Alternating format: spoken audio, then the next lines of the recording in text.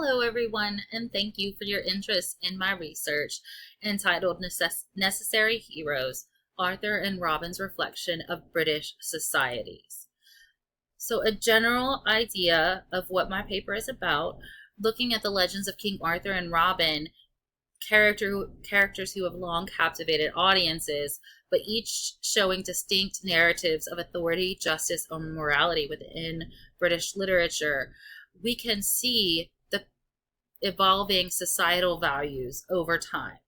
Where Arthur embodies reverence for authority, Robin Hood tends to symbolize resistance against injustice. But both of these figures contribute to the formation of societal norms within Britain. So through this exploration of their tales, we can gain insight into the dynamic between literature, culture, and social values and how they help collectively shape the national identity.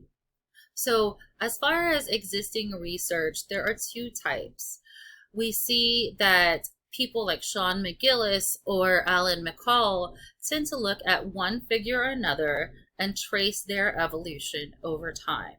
Or the one instance I found where the two figures, Robin Hood and Arthur, were together is entitled Myth and National Identity in 19th Century Britain. So we're looking at a very focused time period here.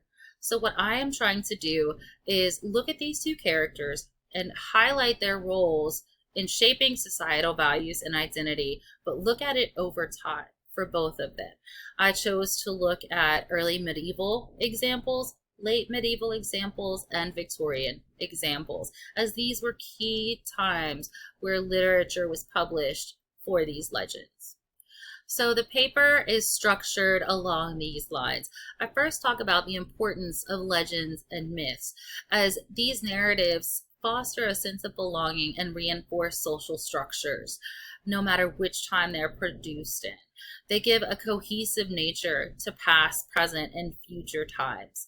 And while they can be rooted in fact or fiction, legends often center around these extraordinary individuals who are blended with historical events and supernatural elements that help shape this collective memory for a society.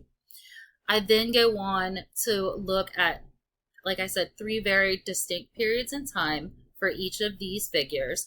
I look at Geoffrey of Monmouth's History of the Kings of Britain, Sir Thomas Malory, Alfred Lord Tennyson for the Arthurian legends, and then for the Robin Hood legends, I'm looking at the early versions that we see in the ballads, such as Robin Hood and the Monk, Guy of Gisborne.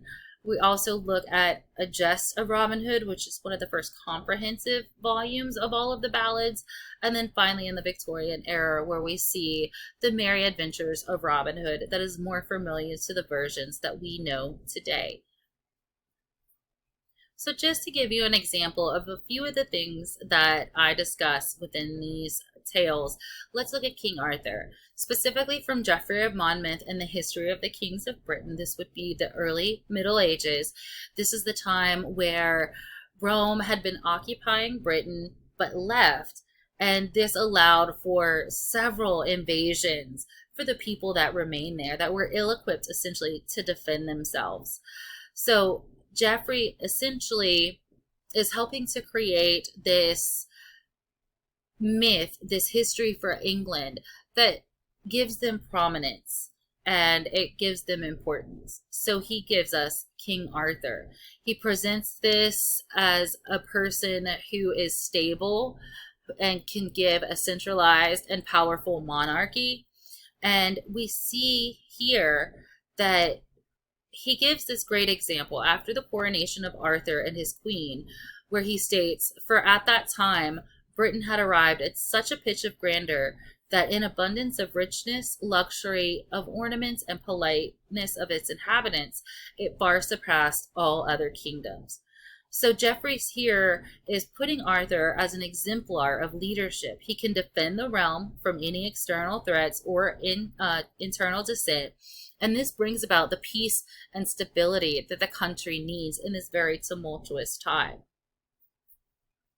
As his tale continues, we get toward the end and we see where Arthur is facing dissent within his own ranks.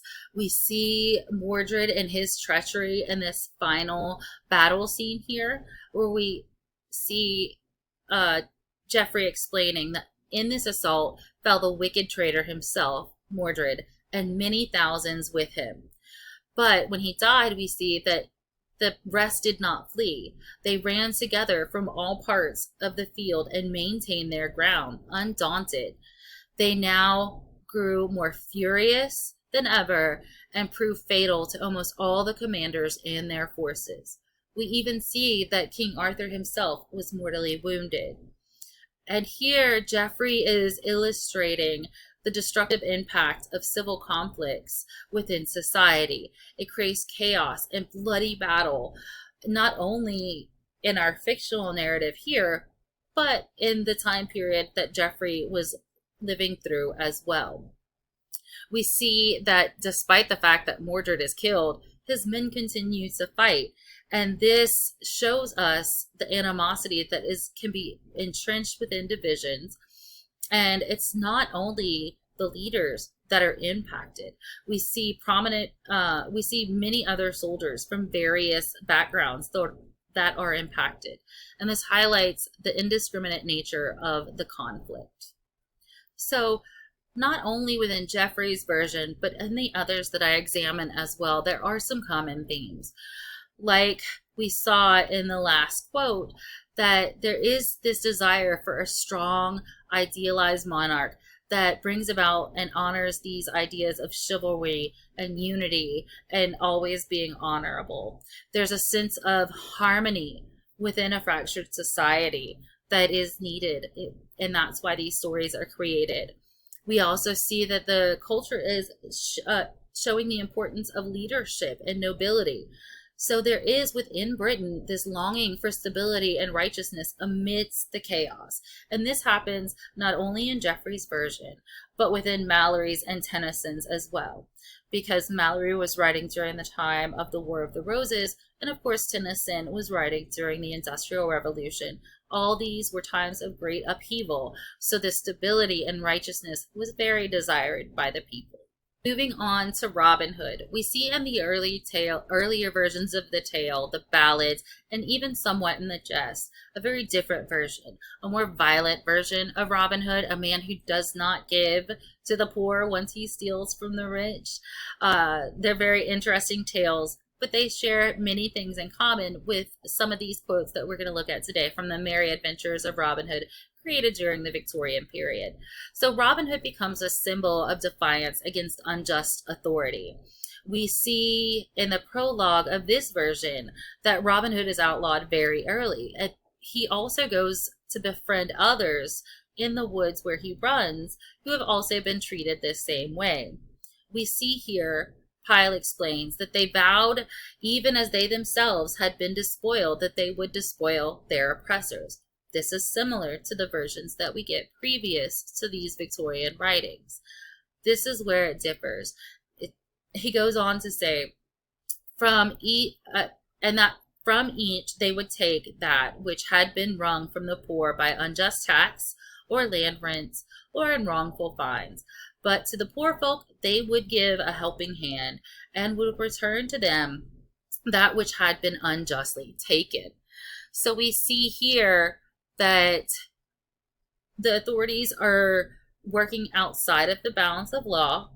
They're corrupt, they're immoral, and we see Robin Hood use illegal activities such as stealing to right these wrongs.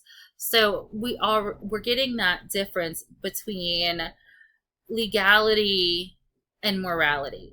So we see that legality is not always righteous, and there's this inherent complexity within systems of justice at times. And this shows the social and economic disparities that were present at this time in Victorian England. We also see this call for brotherhood and unity amongst men within the Merry Adventures in the Victorian era. We see here as the men are rallying to rescue a fellow woodsman, Will Stutely, from certain death at the hands of the Sheriff of Nottingham, that they give this unanimous cry of determination that echoes through the forest. Aye. And we're told that there was not one man amongst them all that would not venture everything for a friend in need. So, in a society strife with injustice and equality, Robin Hood and his men exemplify a form of masculinity that is grounded in empathy and mutual support. And this challenges the traditional notions of strength and power and hierarchy at this time in Victorian England. So, traditional notions of masculinity were being challenged in society at this time. And this resonates with readers of the Victorian period who were also grappling with concepts of gender roles and relationships in this increasingly industrialized and interconnected world. So within all the stories of Robin Hood, we see that he's always a symbol of resistance against oppression. He does try and champion the downtrodden and challenges the ruling class. He is this enduring appeal of rebellion and defiance. But all of this underscores society's need for representation of common people that are resilient and resourceful. So looking at these tales and what we learn over time, we see that they're constantly adapting and being reinterpreted to show the shifting values. They continually have this resonance that addresses contemporary concerns and aspirations. The legends show us a diverse cross-section of English society that shows the infallibility or the fallibility that happens within all social structures. They're dynamic over time, and the differences between King Arthur shows the divisions and tensions that occurred within British society over time. Robin Hood challenges the status quo and established order. King Arthur seeks to uphold it and restore balance and harmony.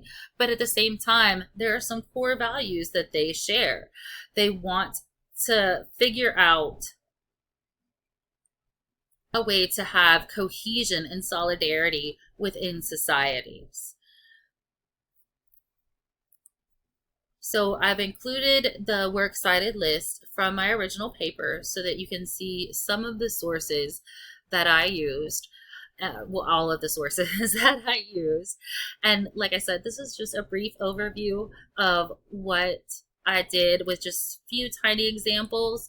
And if you have any questions, feel free to contact me. And again, thank you for your interest.